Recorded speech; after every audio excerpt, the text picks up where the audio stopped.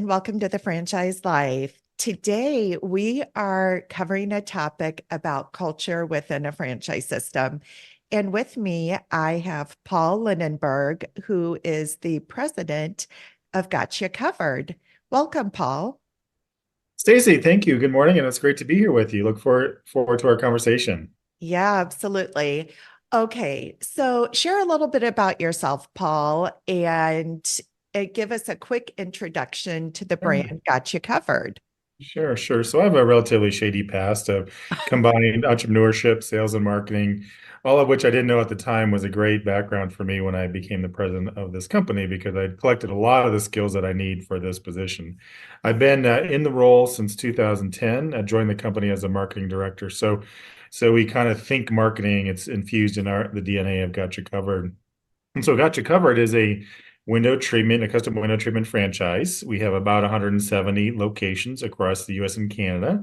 And our franchise owners mostly work from home, but many have storefronts or some shared space where they meet with clients and consult with homeowners on what they need for their window treatments. And then we provide education and a very consultative approach to help them purchase and invest in the right window treatments for them based on their style and budget. So great company. It's been my pleasure to work here, and I'm a little bit of a megalomaniac, Stacie, because I get to I get to choose everybody I work with, right?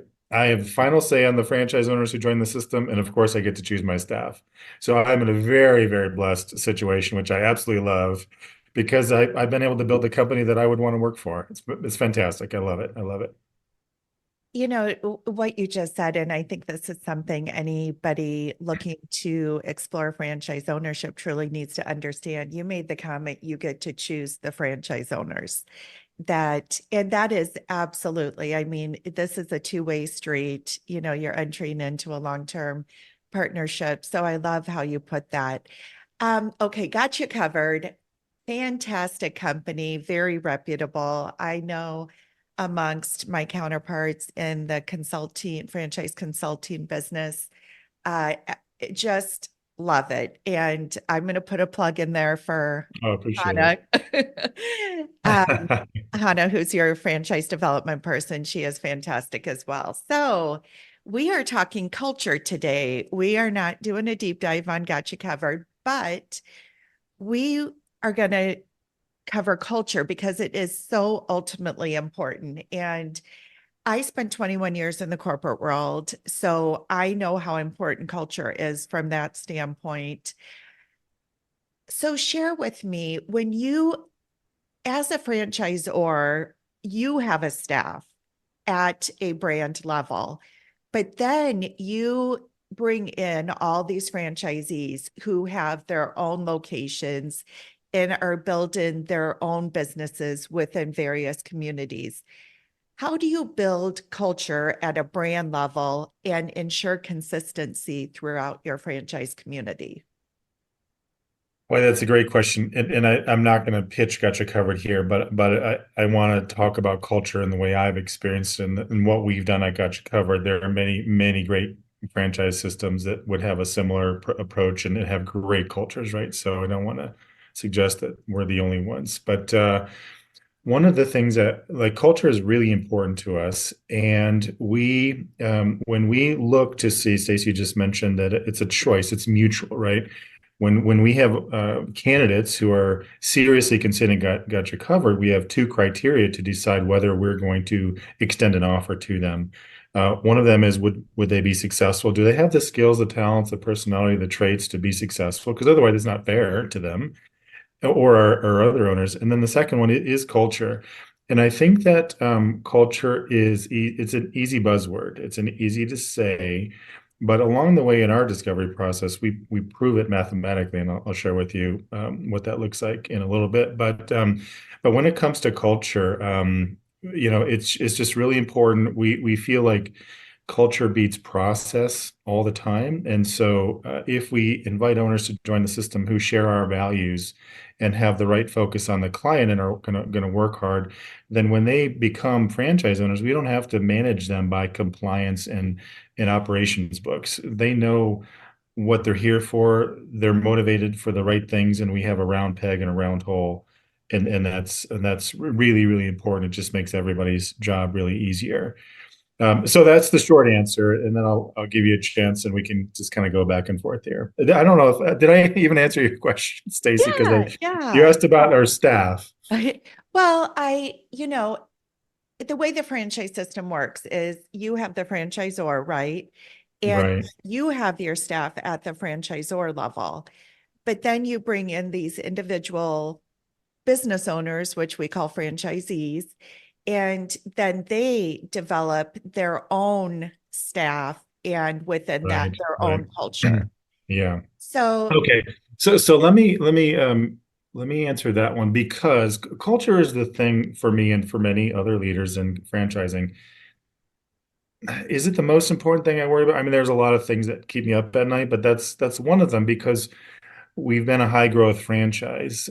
About 35 to 40% of our units have been less with us for less than 2 to 3 years. We were also acquired by a platform company 2.5 years ago. So all of those things can have a negative impact on culture. And so as we've navigated this evolutionary change in the history of Gotcha Covered, right? You look back 3, 4 years ago, we had 100 locations. Now we're at 170. And so how do you maintain culture? That's the $1 million question, in my view, is how do you maintain it? And what I have realized, or I think I've realized, or it's my belief right now, I could be completely wrong in this, but what I'm communicating about our culture is that it's shared.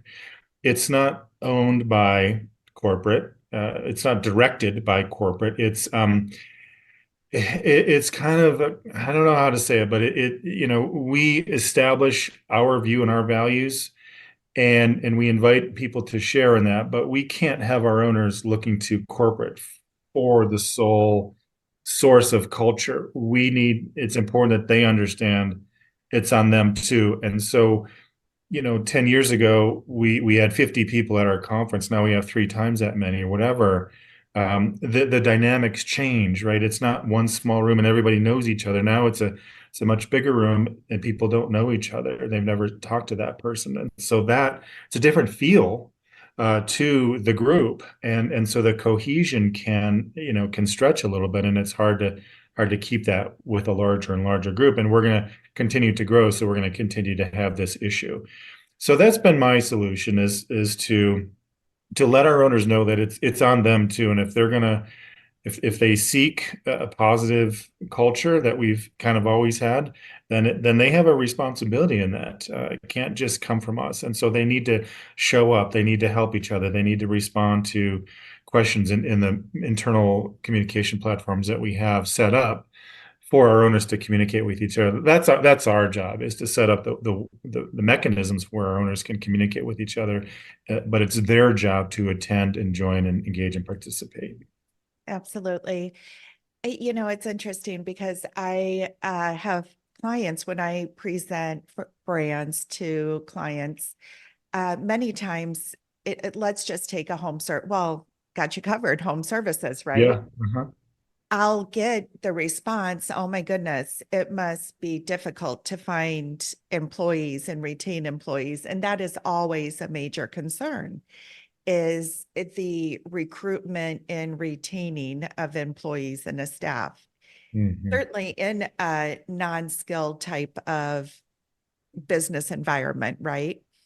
So I tend to go back to culture when I answer that question, because if you provide a good work environment and a good culture where you can foster and grow individuals within, then retainment of employees should not be a difficult thing.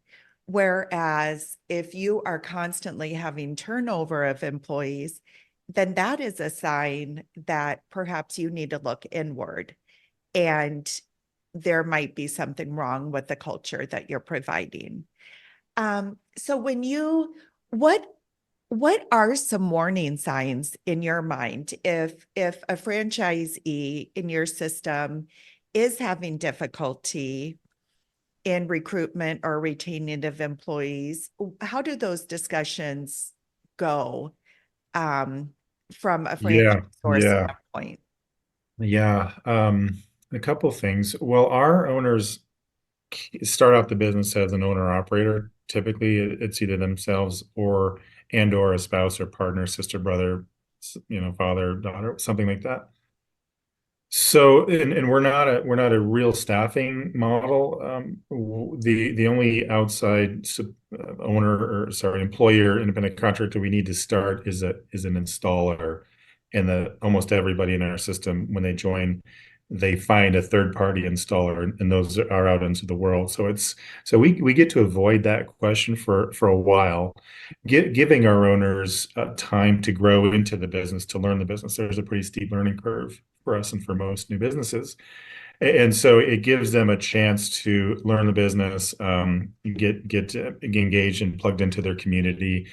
And I'm going to say, Stacie, I don't think we really have that particular issue of our owners retaining staff. It just the largest owner in our system probably has 7 or 8 people, and he's kind of an anomaly. So most would have one or two, like a salesperson, an office administrator, something quite small, rather than like a home healthcare system, which is reliant on your CNAs or your people out there working who, you make $17 an hour, $18 an hour. How do you retain those people? Because they're just rotating job to job, and that's a, like, God bless anybody who's in that world and can make that work, because it's an ongoing challenge. It's very difficult. Yeah. So share a couple of examples of successful strategies that Got You Covered has implemented to foster a positive culture within your organization. Yeah, I think that it does, to some extent it does lead for me, right? So I set an example for others to follow, and what I try to do is set an example where you don't mirror me or match me, but what I try to do, one of my favorite quotes I share with every single candidate, Stacie, who's coming through on our Meet the Team Day. I share a quote from Oscar Wilde, which is, "Be yourself. Everybody else is already taken." And I love that quote. And there's no tie to the material. It's just a random quote that I love. So again, I get to share it because I'm the president of the company.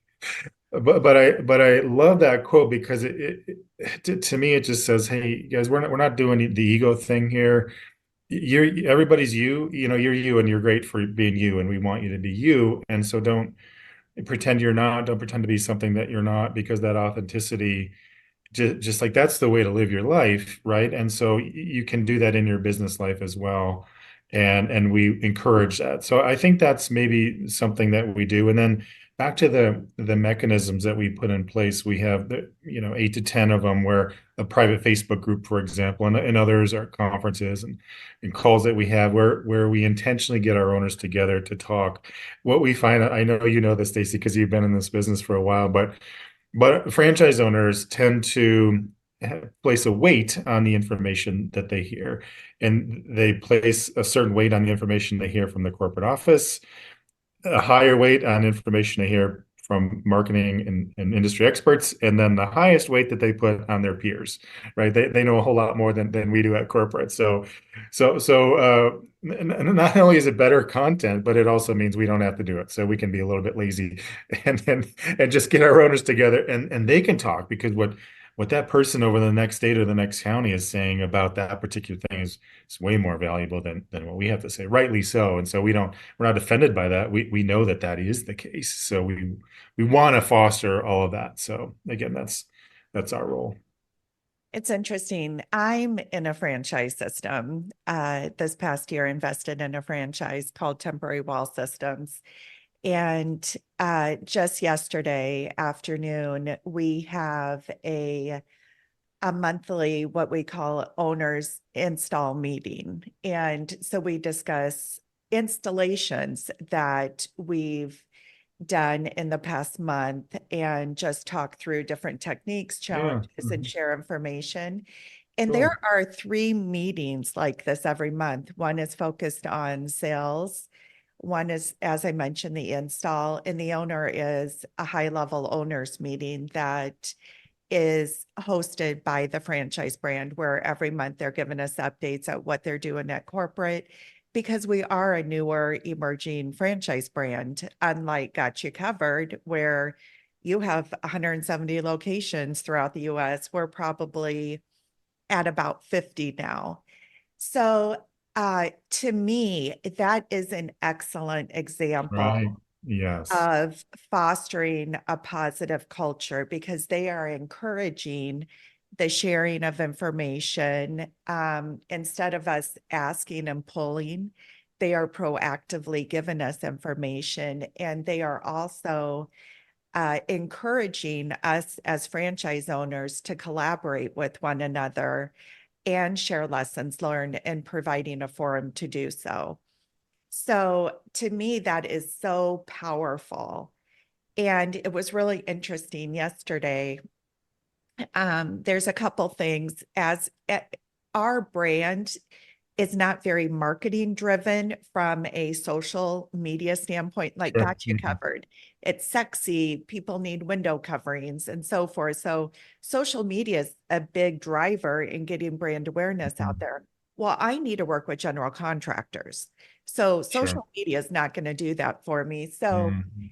you know, our group as a whole, which I thought was also very powerful, feels that if we provide feedback to the brand, and that, they cannot treat us as temporary wall systems the same as they treat the other brands in their portfolio from a marketing standpoint, because we're very, Mhm. very different, Yeah. that Mhm. feedback would be received positively. And so to me, again, that's another example that the culture within our franchise system is very positive, where communication and flow of information and feedback would be received positively. Yeah, I would agree. It sounds like you're in a system where the leadership understands what's going on, and they're not autocratic. There still are autocratic franchise systems out there that are very operations heavy, and you are going to do what we say you do. And so for those people listening to the podcast and wondering about that, or evaluating franchise systems, like that's a pretty big red flag. And so if you see those kinds of things, like you just mentioned, Stacie, for your company and for ours and for others, like that's a really good sign. Okay, that says a lot, I think, about a given franchise system, because when as a franchisor you lose control of the conversation.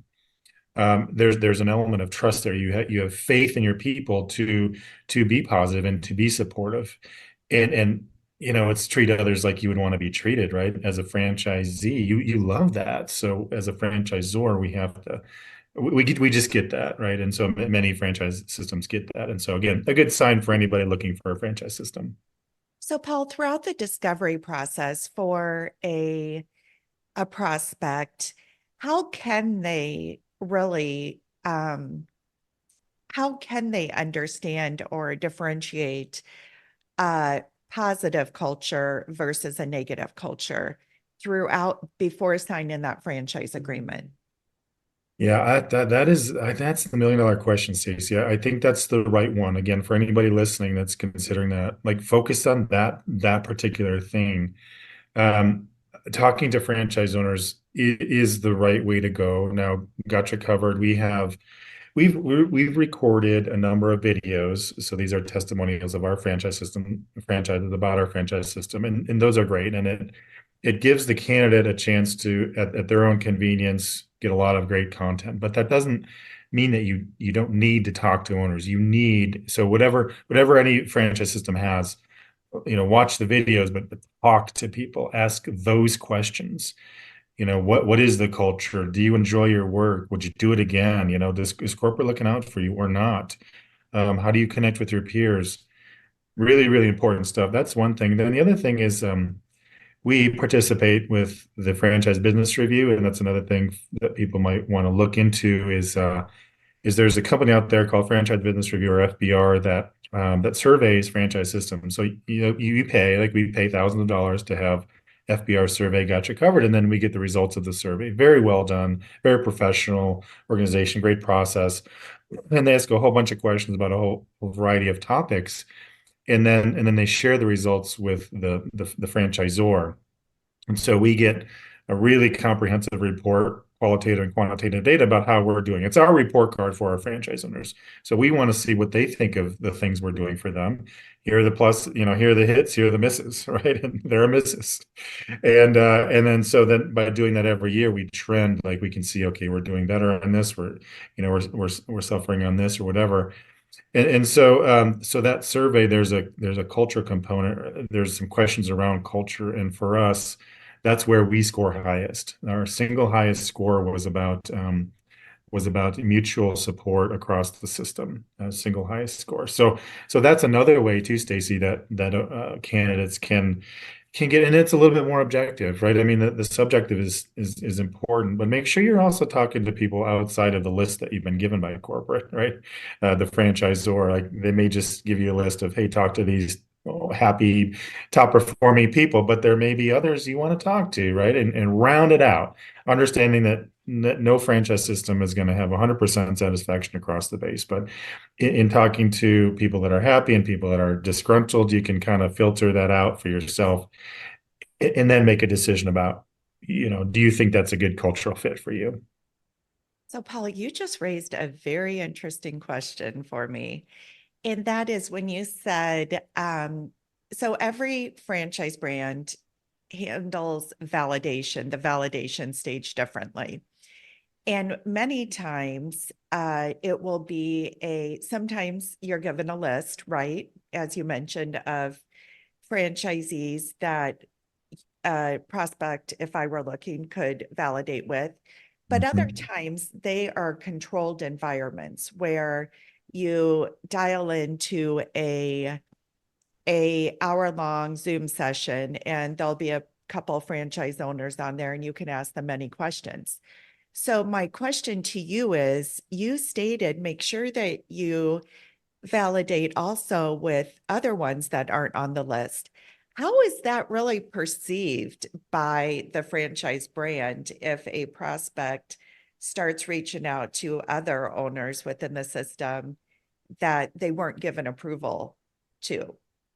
Yeah, that's a good question, and I don't know, Stacie. We've never done that way. We do both. We give our owners the videos, but then the list, and the list is not 5 or 10; it's 150, right? And here's Oh, almost everybody to talk to, and I don't know, that to me that would be a red flag. If you're going to control who I talk to, huge red flag, right? Now, the candidate has the franchise disclosure document. They have the contact information for everybody in the system. So they have the contact information and they have the right to talk to anybody. And if the franchisor is resistant on that, then again, boy, that's huge red flag for me. And so to, proceed with caution, I would say to that candidate who experiences that. Don't just assume that, don't just accept the curated validation that you're getting, right? Make sure that you have a cross section of the entire system in whatever way that makes you comfortable. yeah, I like hearing that. I couldn't agree with you more. Yeah. So what are some of do you have specific training or development programs that you provide for your franchisees that talk about culture and development in that, or is it just a lead by example type of culture? Yeah, a lot of it is lead by example. No particular trainings revolving that, but kind of in everything we do, we have a set of values, core values that one of them is real. It's an acronym of drive. The R in drive is real and authentic, and so that comes from our parent company and is also used by Gotcha Covered. So we reinforce it in everything we do. And we were just at the International Franchise Conference and took some local owners out to dinner. Very casual, talked very little business, but just this is a franchise relationship is a significant one and it's a long-term one. and we view our owners as our partners, and this is not an employee, right? There's a much more even level, and everybody has a role to play, and we're going to play our role, and they're going to play their role without ego. And as long as we're oriented toward true north and we know where we're going and how to get there, that then we can all kind of work together, and it works really well for Gotcha Cover. It's not perfect, but I think it works really well. One of the things that, okay, so if you don't mind, Stacey, I'll brag just a little bit about Gotcha Covered. Sorry, everybody. This is No, the I 30-second commercial. All right, so one of the things we are really proud about is our online reputation. So we talked about our FBR score, which is a number that's you can see, okay, that's a good number. The other number that's really good for us is our reputation, which across all time and locations, 170 locations, is 4.9 out of 5 stars. This is what our end users, our consumers, our customers, our clients have said about our franchise owners, and we think that's extraordinary in the real sense of that word. It's beyond ordinary. We don't know of any other franchise system our size that has a similar reputation. And a lot of that could, our owners get all the credit. Sure, we set up the systems, but it's our owners that are out there in the trenches, earning that reputation every single day. And so that to me is a cultural aspect, right? Because they come in to Gotcha Cover knowing that the key value is focused on the client's needs and to be consultative and to not like it's a very consultative sell. It's educational. Most people don't know how to buy window treatments. They never have, or if they did, it was 10 years ago. And so they don't know what's available. So our approach is very consultative. It's not salesy, and I think that it's just infused really throughout our culture. So we kind of I don't know and reinforce it, but no specific training on that, Stacie, other than just kind of on an ongoing basis and connecting our franchise owners with each other as much as we can. well, your 4.9 is phenomenal. I mean, that speaks tons in and of itself. I I wonder how much of that, this culture and, the scoring of the 4.9 is due to you requiring an owner operator model versus allowing, say, semi-involved or semi-passive ownership within the model. I think it's critical. We've dabbled with the absentee owner model, and it flat out doesn't work. You can't serve two masters, at least in our business. And so somebody has to be involved in the business. We're one of those businesses, Stacie. There's a lot that you don't know what you don't know Mm. getting into it. And then what don't you know that you don't know? Right. And so you kind of like it's like exponential, the product knowledge. There's a lot more than just blinds in our business. It's hard to believe that, but so you really have to know, you have to get in, you have to know the products, the dynamics, the business. And unless you're kind of fully invested, it's hard. It just hasn't worked. And so we don't seek that out. We're asked all the time. Mm. But Yeah. we just think it's not fair to that owner who would have a reasonable expectation of success, and we just think no, there's not a reasonable expectation of success in that model, so we're not gonna allow that, right? It's not again, it's not fair to you or to us. Yeah, I was told one time, I owned a fitness studio for 5 years, and it was a business my sister and I built from the ground up. And while doing that, I worked full time in the corporate world. And Oh, a very wise gentleman once told me that I needed to make a decision on how successful I oh, wanted my business to be, because to your point, you can't serve two masters. And um, you what'd you know, do? I continued to do both for 3.5 years, and then I finally Okay, left the corporate world, and I've been my own there boss you are. since. Amen. Amen to you. So, yeah, but I keep reflecting back on that from time to time when I make decisions. And now I have my Yeah. consulting business, plus I'm in a franchise system. So it is interesting. And I had never thought about it, the connection between the owner operator model and really, those reviews that you get, because when you truly have skin in the game and Yeah. you live and breathe it, I mean, there is nobody that's going to be more passionate than you about that business. So I like that. That was Yeah. interesting. Spot on, Stacie. Agree 100%. So when in wrapping up, Paul, when you look at prospects again and knowing the culture that you have built and continue to foster within Got You Covered, what are those attributes that you are wanting to see in prospects that make you comfortable saying yes to them? Yeah, that's another great question, and it's something that we think about a lot. So our process is detailed, right? It's thoughtful, and it takes someone from what? You want me to look at window treatments? Are you kidding? That's the start, right? You look like many of my clients. Exactly. Excuse me, did I hear you? Did I hear you right? All right, and so we have fun with that, Stacie. We know nobody has ever grown up thinking they want to sell custom window treatment. So we start there.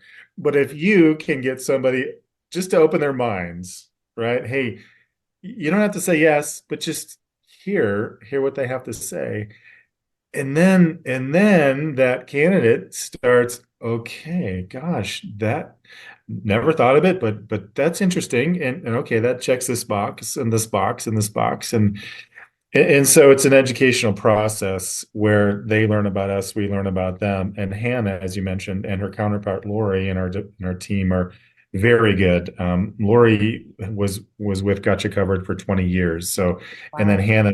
Hannah's just fantastic, as you've said. So they know, like they're the primary filter for us, and and some people in the process, some people just like kind of okay there if the culture isn't important to them, what we see, Stacie, is that people kind of naturally grow. They just go elsewhere, and that's a good thing, right? But the more important that culture is to somebody, the more they tend to stay in the process. And the further they get, the more information they learn, and then kind of at the end when they're about 90%, so they've talked to franchise owners, they've gone through the documents, they've talked with Hannah and Lori and seen the information. And now we're thinking to themselves, like they're thinking, okay, yeah, I can see myself doing that. That's important. They've gone through all that by the time I meet them. And so when I meet them, like you started conversation, right? It's not an interview, it's a conversation. And that's what I have with those candidates. And I don't have any particular place I want to go. I just want to get to know them better. And it's that conversation that I have that gives me confidence or not to have them continue the rest of the 10%. So if we have a good conversation, I think it's a good fit, then we invite them to meet the team and we invite the team to meet them. And then after that all day meeting, we talk about them and we vote on them as a corporate team. And so it's kind of yeah or nay, or hey, we like them, but we have this concern. Let's talk to them again. And so we really are getting so good at, we think, making sure that the people we invite to join Gotcha Cover do have that cultural fit. And then of course the skill set to be successful. And and then it's up to them, right? And we give them tools and the training and support, and they can go as far as they want in the Gotcha Covered system. Very purposeful, which I like. We think, yeah. Yeah, I just can't wait to get another owner operator so I can introduce them perhaps. Got you covered. Most of Yeah, mine same tend to here. want semi-passive investments. So, Yeah, right. Of course, of course. and I have been one of those people that have asked Hannah, are you sure you won't consider Yeah, yeah. semi-passive? All Well, right, thanks for Paul. thinking about us, Stacie. We Yeah, of appreciate it. course. Yeah. Well, Paul, thank you so much for being with me today and talking about culture. And it is so critical in everything we do. I mean, we want to surround ourselves with people that we can grow with and learn from. And, at the end of the day, you're in a long-term relationship. It's a 10-year agreement in most cases. So you do want to feel like you're part of a family, and that's where culture comes in so importantly. So thank you for taking the time to be with me. Any last comments on your end? Well, I want to thank you for a really good conversation. From getting to know you here a little bit, I think you have all the right values in culture, and you're focused on the right things. And so, good luck to you and your ventures. And it was a pleasure talking to you, truly, Stacie. I wish you luck, and everybody listening, good luck as well in your journeys. Thank you, Paul. For anybody considering franchise ownership, or if you would like to learn more about Got You Covered, please feel free to reach out to me at Stacie@fusionfranchising.com. Thanks and have a great day.